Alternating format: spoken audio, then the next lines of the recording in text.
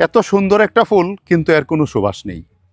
আমরা সাধারণত যে কোনো চকচকে কালারের ফুল দেখলেই মনে করি দারুণ সুগন্ধিযুক্ত ফুল হবে, অথবা ফুল মানেই সুগন্ধ হবে, এরকম একটা ধারণা আমাদের আছে।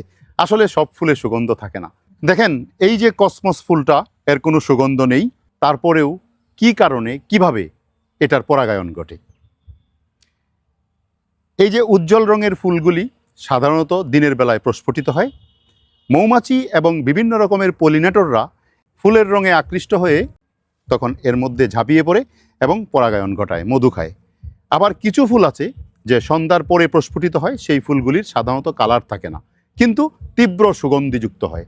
কারণ হচ্ছে সন্ধ্যার পরের ফোটা ফুলগুলির থেকে তীব্র সুগন্ধি বের হলে পলিনেটররা সেই সুগন্ধির লোভে লোভে, এই সুগন্ধির উপর ভর করে আস্তে আস্তে সেই ফুলের কাছে যায়, যে পলিনেটররা পলিনেশন ঘটায়।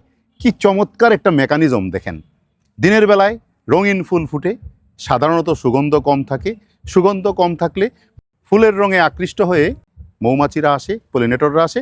আবার সন্ধ্যার পরে যে ফুলগুলি ফুটে তার কালারটা তুলনামূলক কম থাকে, এবং তখন সেই ফুলের গন্ধটাও বেশি থাকে, এবং পলিনেটর সহ বিভিন্ন রকমের পোকামাকড় সেই গন্ধে আকৃষ্ট হয়ে, সেই গন্ধে মোহিত হয়ে তখন এর কাছে আসে এবং পরাগায়ন ঘটায়।